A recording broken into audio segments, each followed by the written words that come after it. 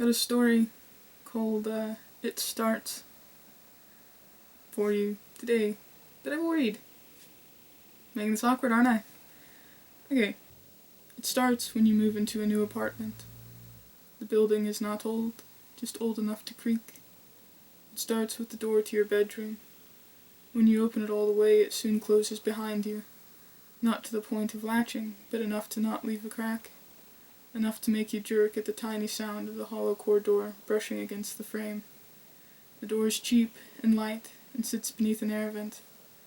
Of course it will not stay open, you say. And soon you adjust and hardly think of it anymore, only thinking of it when, for whatever reason, the door does not close behind you. You think of it also when guests are staying over and you set a shoe in front of the door to hold it open at night. So I'll feel included, you say. So I won't feel alone, your heart corrects. But the door is nothing, just like the little pops and creaks in the wall and ceiling that startled you for your first week living there, but now are normal.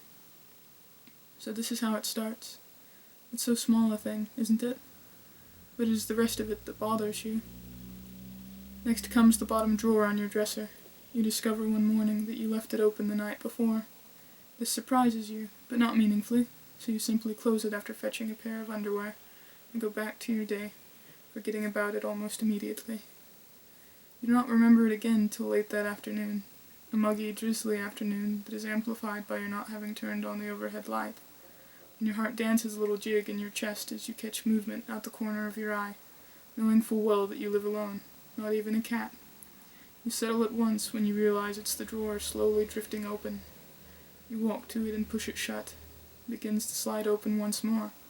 You close the drawer and set your work bag in front of it. You nod to yourself at your microscopic level of ingenuity, and go back to your computer, soon forgetting and accepting the drawer as you had the door. Then there's that feeling, at night, when you try to sleep. At first you said to yourself it was the nerves of sleeping in a new place. Later you blamed it on how you would sometimes stay up late reading Stephen King. But the feeling is there every night, striking you as soon as you shut off the light, even if you were perfectly happy a moment before. You tried sleeping with the television on, but it gave you a headache. Instead you bought a nightlight, plugged it in right beside the bed, so it would cast light over the whole room, and you could see what was coming to get you. Not that there was, of course, anything coming to get you. You've grown accustomed to the creeping feeling that hits you at night, but not on the same level as you have the door or the drawer. The feeling never lets you forget it. It was not long before you began to feel it during the day, too, whenever the television or computer went on, or you weren't reading a book. Any time you are alone with the quiet of your thoughts, you feel it. But it is worse at night, at least in intensity. Though it is more frustrating during the day, because it reminds you of being a small child, scared to go upstairs and play alone in your perfectly safe room. You've begun to hate the big, beautiful mirror you hung on the wall in the hallway, because of how it does not look like a mirror at night in the faint light that reaches the hall. What it looks like, you can't say, but not a mirror. Then there are the nightmares, somehow more frequent than where you lived before, but not so numerous and intense as to make you suspect them anything more than bad dreams. They happen just often enough to keep you tired, to make you question your judgment throughout the day, certainly often enough to make you shake your head at the creeping feeling, convinced of your paranoia. One night you awake and roll over in bed. You realize in a moment what has woken you, the toilet gurgling as it fills up. It started doing that soon after you moved in. The bathroom is right across the hallway from your bedroom, so you hear it frequently, but now it irritates you.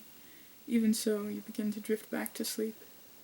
Then a support bar beneath your mattress and box spring creaks. This bothers you. It's been a good 15 seconds since you rolled over. Surely any noise it was going to make should already be done. You tell yourself you are being paranoid. Still, you're just awake enough now that you really can't ignore the urge to relieve yourself. So you pull back the covers and set your feet in your slippers, some small part of you convinced, as always, that hands will come from beneath the bed and grab your ankles. But they never do, and that 3% of you never stops expecting them to either. So much so that if it ever were to happen, you suspect that as the scaly fists locked round your legs and dragged you under the bed, you would simply say, "Ha! I knew you were coming. For decades now I've known it." But since it hasn't happened yet, you stand up and walk to the bathroom. You turn on the light. It's too bright, blinding almost, and shut the door and lock it from years of habit. You sit on the toilet with now adjusted eyes and take comfort and relief, sweet relief. Then there's a little tap on the doorknob. You look at it.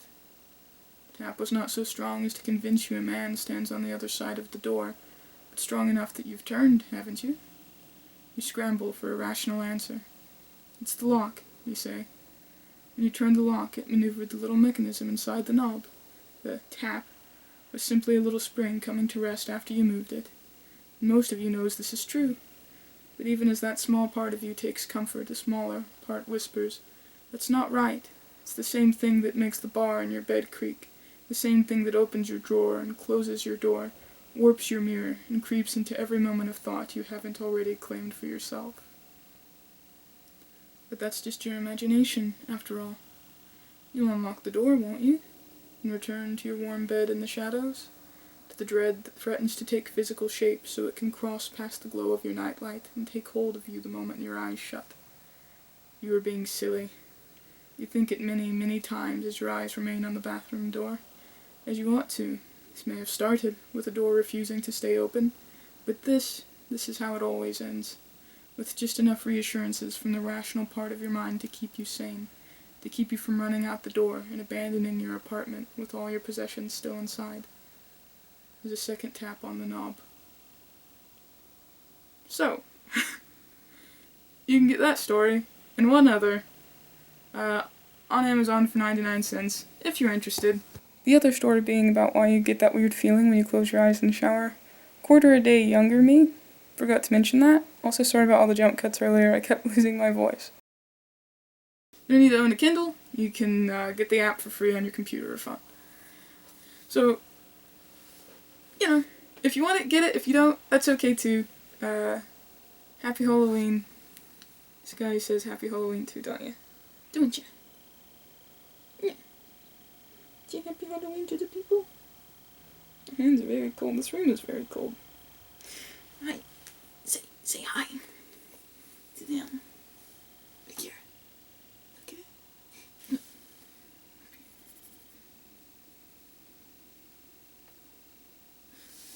Thank you. Jefferson. Happy Halloween. This guy was knocked over the whole time. Ah well.